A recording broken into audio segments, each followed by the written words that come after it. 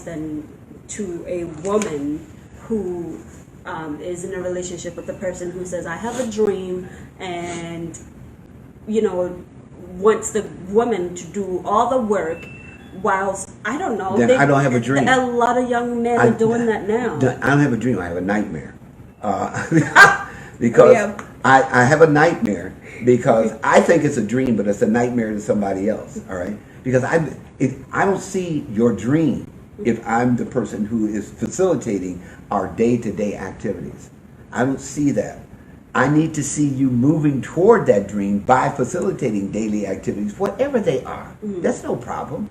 I mean, I did a bunch of little things because I knew eventually I was going to be having this consulting firm. And I did things so that I could maintain the current situation while I put together this consulting firm. Did it come to fruition? No, it didn't come to fruition. Why? Is because I had a dream, all right, that did not have practical aspects to it. It did not have a growth pattern. It wasn't laid out. It didn't lay out into some kind of goals and what have you. It didn't exist. All right, it was in my head.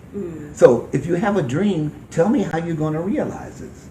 You know, and I think that's a legitimate question for a woman to ask. It's a legitimate question for a guy to ask if she has a dream. I want to put together this business, honey. I want to do this, that, and the other. I got you. What's the first thing you want me to do in order to help you get that dream done? Now, you notice how I said that. Not the first thing you want you to do. Why? Why would you put it? Why would I ask the question of my mate? What is the first question you want? You know, that I want you to do is because now it's not accusatory. I don't have to defend it, but I have to project it because there has to be something going on with somebody else other than me in order to get this thing realized. And since we are a unit, all right. So if I'm not working and she's working, and I have a dream, I have to define for her what I want her to do, all right, so that I can meet and have this dream be realized, and then that gives her license to define for me what I need to be doing in order for my dream to be realized for both of us. Got me? That's how it works. So I'm thinking it would be a big no-no unless the woman definitely knows for a fact where the man is going and wants to put all her money. Do you think that's something, because I've seen a lot of girls do that, a lot of women do that, where they just put a lot of support behind the man. They work 2 jobs and the man just stays at home, and you know, and then at the end of the day, well, you have to ask yourself as a woman, is that what you wanted? If you want, you know, because we do things that have us realize what we want and or what we don't want. All right, but you have to answer and say, okay, I really want to work and have a man stay home and dream, and then get quiet and see if that resonates. And if it doesn't resonate, you go like, most 99.99% of the women or men would say, you drunk? There's no way I want to do that. There's no way. Okay, well then stop right at that point. No more emotion. Stop right at that point. Now you have to stop at that point, hold that thought, turn around and look at that individual and say, not, all right, because you're going to facilitate something that you've already determined is not reasonable. Okay. All right, so you have to do that, and you have to be reasonable about it.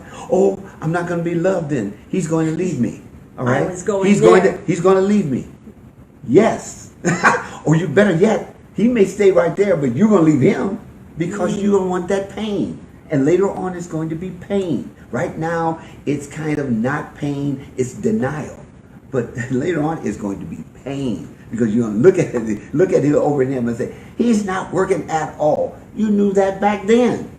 You agreed to that back then. And if you look at it from the standpoint of the guy, albeit this is horribly bad, now we're really going south. He's going like, yeah, you agreed to it, so why are you crying about it? You know? And by the way, we need to get more, so you need to get another job. I mean, there's a phrase, please don't use this phrase, but you know, because it's a phrase that I grew up with. But it's a phrase that we used to say: find a fool, bump his head. Okay, you don't need to walk into a situation that you already know is bad on the basis of emotion.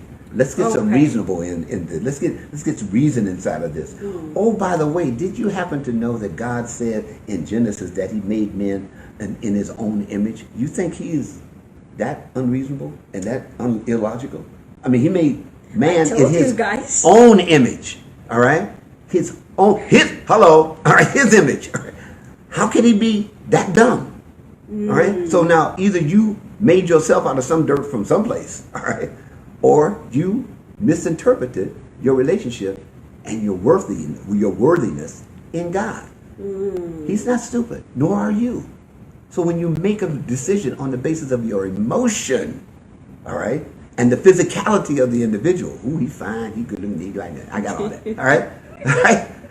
I got all that. But it doesn't make any sense. If it doesn't make any sense, don't do it. Don't do it. As much I love this woman here. You got to know that. I love this woman. And every time, and there have been times I'm thinking about, and I'm like, no. No, I'm really honest. I don't say no so fast, but I do Really, say, Dad? I do. No, He not so has fast. the look. I just have to look. I'm like, did you think? Right? I mean, is this because this person is made in the same image of God that you're made in? You show worthiness. This person is not showing worthiness of you and of their position in God. Let's put it in the right order. Of their position in God. They're not celebrating God by being more like God than they are about themselves. So why would you want to take the worthiness that you have in God and celebrating God and go down? What is the deal in that? All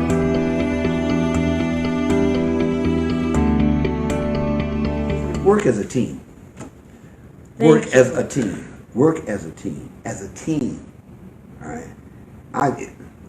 Any team that you have, even people that play, and I'm talking about sports now, even people that play tennis, it looks like they're doing this alone. But if you watch the television, they're showing a picture of the manager and maybe the person who's doing physical therapy for them. Mm-hmm. The trainer. That's a team. All right. Now you're out there the one doing performing, but as a team, they're working together. Obviously, on a football team, it's that. Obviously, on a basketball team. Obviously, on a baseball team. Obviously, on soccer and all that. We got that. We got that. But it's when you are alone. An actress, and I know actresses. An actress has a team. She has a voice person. Yes. She has a producer. Has a person out there getting money. There's always a team. There's always a team. So you can't be married and work individually. True. It's a contradiction. Even, and you say, well, then I'm not going to get married. Even this little production had a team. And you got to have a team, right? We had Josh and Arthur. You didn't see those guys coming in here, right? and you didn't see, what's the young lady that brought you? Yes, Janelle was here. Janelle brought her in. All that kind of good thing. Right. All that, those are teams, all right? Yeah. So you can't say, I'm going to marry you and I'm going to do this alone. Really? I mean, so when you marrying them for? Now, we can get to that. That's ugly. That's very ugly. It's also temporal, okay? And it's also demeaning. And also, it is not by any stretch of the imagination enhancing. None whatsoever. Right. None. Hear Dad talk. All right? I'm a guy. I've been there. So,